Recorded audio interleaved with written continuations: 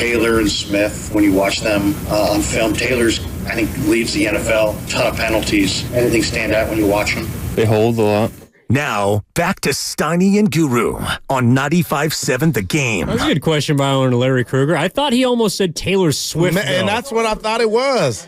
Turn that on. Well, they need to turn it on, too. Yeah, everybody turn it on. Turn it on. If Larry Krueger asks anyone in the next week and a half any Taylor Swift questions, I am going to flip upside down. Wow. He does not know the first thing about music, and I really That is hilarious. Nick, when you're held, do you feel like you need to shake it off? That would be amazing if somebody, actually, Totally. I bet someone will. You know how the Super Bowl gets. For sure. Someone will go to Media Day and ask all questions in the form of Taylor Swift songs. man. That's a good idea. Hey, Nick, is there bad blood between you and the Chiefs? Yeah, I mean, I just want to say that. I'll be your one. Dude, I was looking That's for the my one. guy, So yeah. I don't know if Nick boasted because I think it was one of the greatest holds of all time. I'm gonna let you finish, but you know, Wow. it's just, Yeah, not bad. I don't know. Like it's going to be a major part of the Super Bowl, just because of the distraction and all the views and the eyes that they're bringing. But I think we set the number like 14 and a half. I think it's 14 and a half. I still went might take 5. the over. Yeah. I'd take the over in the amount of appearances that we see on television. 14 Of 14 Taylor? and a half during the game? Yeah. Yeah. That's what It's about 4.5. I'll take the I over. said 5, dude. I'm taking the over. Joe, see Cowherd's rant? Oh, no. On I got it waiting on me at home. No. Go check it out. Go check it out. It's really, it is. It's worth 4 minutes of your time. And Pro and him, Taylor or anti? Oh, pro Taylor. I mean, basically the misogyny that is on the down low being displayed by people who have decided, stay away from my football. I don't want to watch Taylor Swift. Oh, wow. They aggregated how much time she is actually on the average broadcast where she is in the building, and it works out to about 24 seconds. I was going to say 30. Yeah, So, yeah. it works out to about 24 seconds, Yeah. plus the amount of football that you're actually watching in 3 hours plus 14 minutes. That works out to Yeah. about 18 minutes. Oh, okay. He'll be out. And, New York and, Times. and so when you start to think about all the other things that we are force-fed during our football broadcast, but those things don't bother us, Right. he kind of goes in on what it says about you, if it bothers you that they're showing Taylor Swift. It's pretty interesting, and by the way, spot on take. If you've decided to make this your thing, pick another thing. Like, for God's sakes, nobody's doing anything. Two people are dating, and she's famous. Yeah. What's the problem here? Would you guys say it's like the Brock Purdy hate? Like, there's how many haters do you think there are of Taylor Swift compared to Brock Purdy at this point in the season? Oh, it's probably 100-fold on Taylor. You think? Taylor's got an entire political party against her, so there's that. I ain't touching that. More people like Taylor and more people hate Taylor than people like Brock and hate Brock. It's not even close. But I got to be There careful. are more here. people who hate Taylor than even know who Brock is. I'm going to be careful here. Yeah, we just I got had my a head in the caller. sand We were there. talking about Pajimski and, his leash, and Kuminga and Moody didn't have a longer leash. And I've been dealing with that about a month, okay? The radio, outside of the radio, and there's nothing there. That's just my 2 cents. But I do wonder, is some of the Taylor hate because their favorite artist is not up in the booth or being on that type of platform? Because we do have a lot of people that hate that don't even know they hate naturally, Dibs. Yes, and I do wonder if that was a different somebody, would it be different? Like who? The Beyonce. Got it. One that comes to mind. I just throw it out there. Or whoever. Put your favorite artist in there. I don't know. But for you to say this 20 seconds, let's move on and go to the game. Yeah, boy, it ain't 10 minutes. Well, you know what surprises me about the whole thing is how many people don't buy this. They think it's a publicity stunt. Well, that is now. And I understand what the NFL is making in branding because of this. I understand what this has meant to the Kelsey family. Hell, I mean, my sister. People who are like, and she's a huge 49er fan, but she doesn't sit down and watch the Bengals and the Chiefs on a Thursday night. She could tell you everything, forget Travis, about Jason Kelsey. That podcast is being watched by everybody now. It is a total crossover phenomenon. So I understand all of it, but I don't want to be here anymore if I ever get that cynical. If I ever get that cynical that two famous people are not allowed to date and it's not allowed to be a little sweet and we're not allowed to show it on TV because they're uber famous and good looking, and it all must be fake.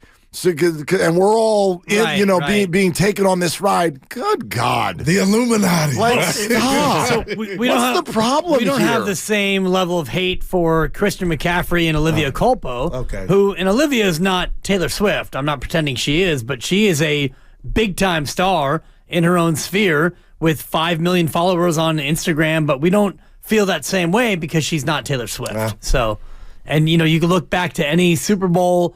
And, famous people with their famous spouses or girlfriends. And, we think about it differently, but Taylor Swift is, for whatever reason, polarizing because she's been this popular and maybe you don't like her music. And so it's easy to hate on her. Well, I've been waiting on you too, Evan, if you help me out, because he's been I've been a kid on Christmas.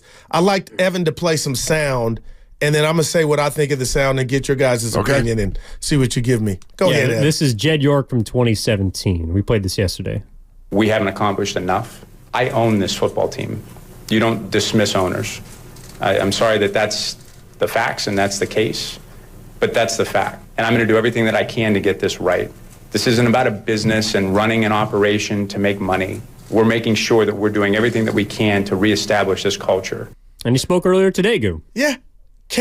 What would you guys give me if I said that was kind of, and I got the vibes of the Joe Lacob moment when he got booed and said he was going to hang banners, and York, from all my vantage point, has got out the way, let the guys do what they do, but for him to stand up there coming off a 4-12 campaign, and now you see where they're at, it's almost, I just feel like that was his Joe Lacob moment. Well, we were joking about it yesterday when we were all listening to it, and I said, well, he's definitely jumped in the Bay Area owner rankings since that press conference. He was behind, Peter McGowan and whoever the Giants ownership group was at that time, because they were on the back end of winning championships, and he's definitely in front of them now. I don't know if he's in front of Joe Lacob, but. Yeah, Dibs pointed this out a bunch. He's done exactly, and you, Goo, as a Cowboy follower, you would love it, I bet, if Jerry would get out of the way. Just seriously. Stop talking,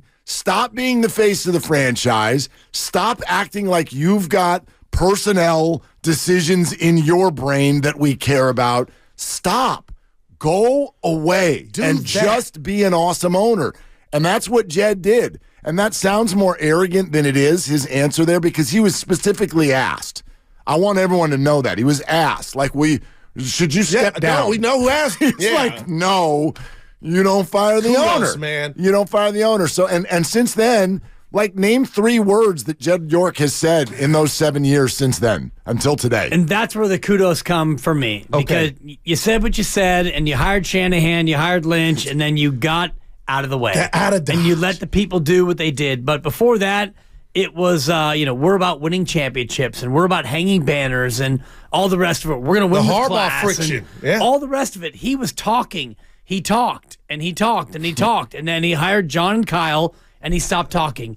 And owners, the only time you should ever hear from them is when they're getting the Lombardi. And I just want to give thanks to John and Kyle and the whole staff and Parag and wow, we did it, guys. Yeah, That's what I was trying to tell That's Evan. the only time you should ever hear from the owner. But your owner, Jera, all he does is chop, chop, chop, and give Joe Lacob credit because when he got booed in the Mullen retirement ceremony, after that he kind of stepped away until they got it done. He hired Jerry West. And he hired, he elevated Bob, and he brought in Steve, and he did what he did, and they won it all, and then you heard from him.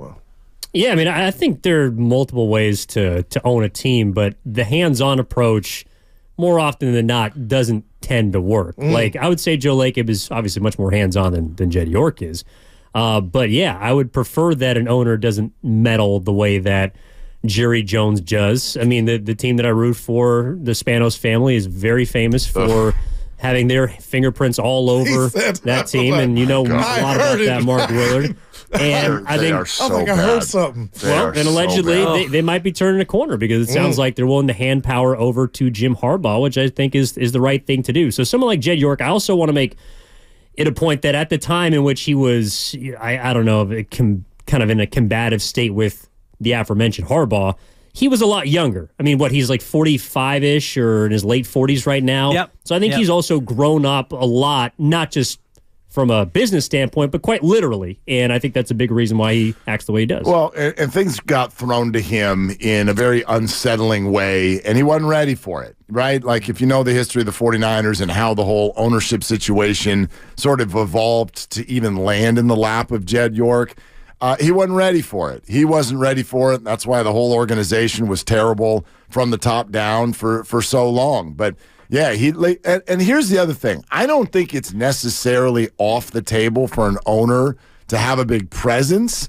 but I don't want that owner to like hire his son to be the personnel guy.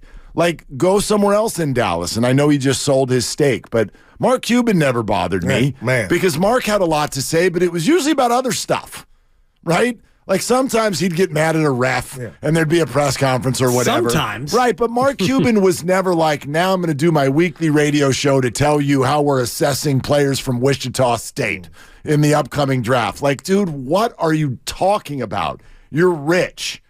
That's all. And by the way, that's all you're ever going to be translated as to an audience. I don't want to say they're in a tough spot, but from a PR standpoint, owners are never going to win over fans. We're just going to see you as rich, white, lucky people. That's it. Until you win. Thank you. But that's what Jed figured out. But even when you win, you know what I mean? Like, come out, say your stupid 38 seconds, Robert Kraft, and then go away. No, but Joe Lacob has belied that because now Joe Lacob feels like one of us, even though he's not. And we know Joe's story, and Joe came from meager beginnings, and he became a millionaire. Then he became a billionaire, and we would resent him, except he's delivered 4 titles. So Jed York is a silver spooner who never did anything other than be born to own this team, and now you have a chance to elevate yourself from silver spoon, lucky duck to, okay, quest for 6. You got one. So if he does that, and he's done nothing other than own the team, but if they win one with him as the owner, his narrative changes. Sure, we'll allow more from him. I still have no interest in hearing who he wants in the 3rd round next year. No, and he's stepped way far away from that. And Correct. That's where Jed has figured it out. And that's why I give Jed all the credit in the world. And you talk about the various Johnsons down on 3rd and King, and when you come out and you say, well, we're just trying to kind of come close to breaking even. Well, and when I hear that from you, everything else you say, you are an idiot. Right. Because you don't understand what fans really want. And that's where he missed out, and Jed missed out years ago, but Jed has figured it out, and I'm pulling for Jed as much as I am the team now. Yeah. By the way, you're listening to 95.7 The Game, KGMZ FM and HD1 San Francisco, always live on the free Odyssey app, Twitch and YouTube, powered by First NorCal Credit Union. There is a flip side to it, though, and that's why I tend to lead towards winning cures all, because if you are a silent owner and your team stinks, well, then people want to know where you're at, and people want to know why you're not talking and why you're not explaining about why the team stinks. So, and even I would say Mark Cuban in the 2011 season, which they won it, like, he wasn't a driving force of the narrative behind the Mavericks the way he was when he first got the team and was making all the noise, was on the sidelines. That was expected, but I think even he took a step back. So there's definitely a gray space that owners can kind of operate in successfully, but at the end of the day, you got to win. And I think maybe that's what Jed York, to your point, and your point both, understands. Like, at the end of the day, it doesn't matter how vocal or non-vocal I am. If my team wins and I put the people in position to do that the best they know how, then it'll take care of itself. Well, but your actions speak words too. And so Jed, while he has not been doing press conferences, he has been greenlighting the acquisition of Christian McCaffrey. He has been greenlighting the large contract for all of the homegrown players that have developed into stars. He greenlights Deebo Samuel. I have no doubt he's about to greenlight Brandon Ayuk. He greenlit Nick Bosa, et cetera, et cetera. So when we say silent, there's that takes different forms. So, yeah, I'm with you. Like, the press conference where the owner or the weekly radio show where they talk about assessing their quarterback or whatever, it's like I'm totally out on that. Now, if you want to look at a John Fisher versus a Jed York, and there's two types of I won't have a press conference, one of them's in the background being like, I don't want a victory lap. We're winning a lot of games. I'm just going to keep green lighting the best thing for our fans and our organization. Great. Don't have a press conference. But if you're hiding with no press conference, you're leaving in the middle of the night, you're making up lies about the city that you're leaving and all of that stuff, and then you won't talk, then I'm with you. Now you need to face the music, which I know he spoke a little bit last week, Fisher, but he never really will. He won't in a genuine way. Must have missed it. Yes, Right. It was not worth your time. Yeah. Well, and if they had won 2 World Series between then and now, then you could look at him and go, Sure. okay, you delivered 2 titles, and if you want to move to Vegas, fine. You brought 2 titles, and that's how many East Bay fans feel about Joe Lacob. You're not thrilled that you lost the Warriors, but heck, I mean, he gave you 3 titles in the East Bay, and then 1 more here in the city, and they never left the actual Bay Area. So you could be mad all you want, and I was mad, and I used to live 8 minutes away from the arena, and I would go down almost every night, much like you do now, Evan. When I was about your age, I would go down there and, put the kids to bed and zip down. I was 8 minutes away, and it was great, and they move over here, and it's like, oh, boy, the traffic and the parking and this and that, but the dude has delivered 4 titles, so how mad can you really get at an owner who has done what he said? And the way he said it, too, he was so braggadocious, and I laughed at him, and I mocked him, and I've told him this to his face. Yeah. Joe and I have had this conversation in person where I said, you know what, Joe? I was one of the first ones to not only mock you, but boo you. And here we are in our 4th parade. So that's amazing. Good on you, Joe. Score 1 for you, Joe. Don't you guys think all a fan really wants is to trust the owner? That's all. That's all he wants. So yeah, and you want to win, right? But exhaust all your resources. Those are connected. Yeah, like sure. I trust that what you're trying to do is win. You're trying to put good people in good positions, and you're trying to give back to the fans who line your pockets. Yep. There's a give and take there. And that's all we really want. And that's the problem for the Giants right now. People don't trust them. And they shouldn't, Willard. They shouldn't. Yeah. They absolutely should not. And that's at the root of everything that's going on there, financially and beyond. And we trust Joe Lacob. And because of his actions since hiring Kyle and John, I trust Jed York. And it's been a long road back, though, because Jed was a punchline for many years. Totally. And winning with class. All that stuff, right? And you look at what he's done in that cut that Evan played a few moments ago when that happened, and he's like, yeah, basically you don't fire owners. I'm going to be here. And he stepped back, and he brought in John and Kyle and everyone else around them, Adam Peters, who is now, off to his own gig in Washington. But hell of a first hire. You brought in great people, and they've done great things. And now here you are again on the cusp of maybe getting a Lombardi. Oh, man. Well, let me ask you this, though, Good, because I wonder about the trust aspect of ownership. I see someone like Jerry Jones as someone who almost cares too much about the Dallas Cowboys to the point where he inserts himself into literally every part of the organization. But if he'd been winning, would you trust him more? Because I do think there is a buy-in, and from that standpoint, you would trust him, but the results are not where you want them to be. Well, it's twofold for me. Willard, you just talked about it. If Joe Lacob, I believe, lays in bed, I know it's not correct. He lays in bed at night and he's thinking about how can I get my team better? How do we win? I believe that. Jerry Jones is, to me, after delivering 3 Super Bowls, after going 1-15 in 4 years, his way was working. But now, if I were and I hired and gave somebody the title of head coach, I know what that means. I know what that is like. There's responsibility. If anybody gives a State of the Union Sunday right after the game, I should have enough respect for the head coach. But this dude is giving his State of the Union while 2 reporters are talking to the head coach about what went down, and you're in another room with 500 people.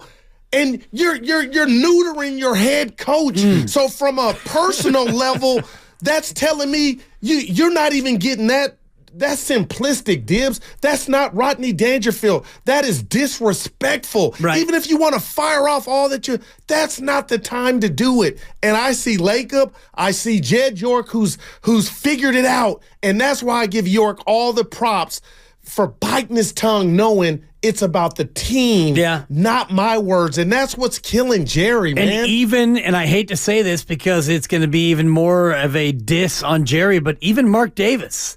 When you haven't seen Mark Davis get up there and talk about, like, here's how we're going to go about doing this. He makes his moves behind the scene, and you may like him or not like him, but he's not out there talking about, on a weekly radio show about what's wrong and what's right and what they're going to do. Well, and going back to the word trust, like Ev, you said maybe Jerry Jones cares about the Cowboys too much. Okay, what do we mean by that? Does he care about the standings? Because I know he cares. Does he care about the brand? I think that's two very different things, and I think he blends them too much. In other words, when he's looking at what's going on with the Dallas Cowboys, he is looking at as a brand, as his personal brand, as the star, and losing is bad because it's bad for the brand. Yes. Not because it's bad for the fans or for the players or any of that. I think he's much more about his bottom line, his standing within the NFL in terms of the power structure. I think that's what bothers him when the Cowboys lose, not the crying fans. Because it's embarrassing now, the 30 years of not even making, not the Super Bowl, just a championship game. That to me, I think, kills him. Yeah. I don't care how much money's going in his pocket. Do you trust him? You paused. Well, that's all I need to know.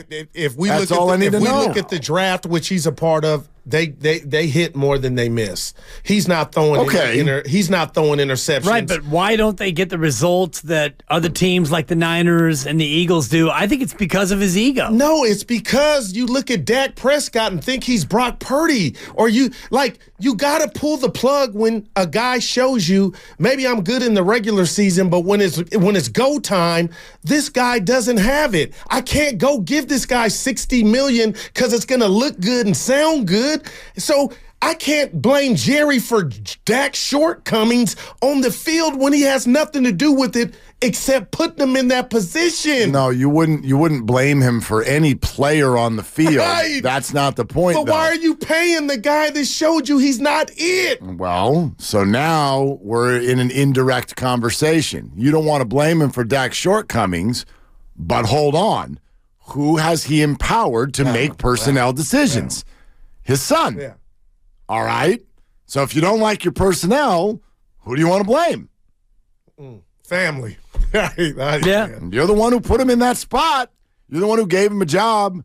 I don't know that he's qualified for it at all. And that's where Jed, I think, figured it out and got himself removed from any possible crosshairs because he was given the job by Dr. John, and Dr. John got it from Denise, and Denise only got it because Eddie made some mistakes in Louisiana. So it all comes down to Jed, and whether or not Jed was involved with all the bad years or not, he made it clear that he was no longer a part of it. So Jed shows up, and he does the Lee Corso, he does the Queen Wave, and you've got Adam Peters, and you got John Lynch, you got Kyle, and you have all the other layers, and if they don't do well, then he can come in and make changes. But you know what? They've done well, and he takes no credit until they win the whole thing, maybe in 10 days. He gets emotional, which he'll be in the locker room. Yep. Exactly. And he'll be one of the first people to hold that thing up, and he'll give it right to John, and he'll say about 30 words and go, I'm really happy for my dad, for Dr. John and Mom Denise, and, Uncle Eddie and the rest of it. We did it! Oh, man. You know what else he did today? Yeah. You know what else he did today? The 49ers are going to fly the entire organization, front office staff, all the way down to interns. See, that's the stuff that they will me. all of them will go to Vegas on Spirit for the Super Bowl. Actually, no, Southwest, I have that answer. With the stop in Ontario. Multiple charter jets will be making the trip to Vegas. That's what it's about, man. That stuff matters to me. Nobody gets that left. matters to me. Wow, that matters to me. Matthew Berry, the fantasy guy who's a famous Washington Commanders fan, quote tweeted this fact, which was originally sent out by David Lombardi. And Matthew said, I'd like to remind everybody that Dan Snyder made all of his employees buy their own coffee. That's wow. So that's the disparity we have in the NFL. Dude, coffee's not cheap. Dude, No. that is wow. I bought What the wife a terrible cup this human, morning. It man. was $3.25. You see blue bottle around Three the and corner. a It's like quarter? $5.50. That's half what I pay. Dude, yeah. 3.25? What is it? Seriously. She just got a black cup of coffee in a styrofoam cup? It was a paper What cup. is that? Yes. Yeah, what'd you do? Well, your Go to coffee's Denny's? like I know. Your coffee is super frilly and this and that. Yeah, so. my coffee's got coffee somewhere in there. Right. And then You've a bunch got of some, other like, stuff. flavors That's and why I some bought my milk little and- Mr. Coffee iced coffee maker. Hey, bottom Saves line, me though, tons of money. okay, look Jed at is you. winning. I'm Mark Williams. Yeah, Yes, This he is is. coffee. Jed is winning with Yep. class. Jed is Well, winning. grab a cup of coffee, pull up a chair. Next 4 hours, Willard and Dibs. That's what's coming up next in 95.7 The Game.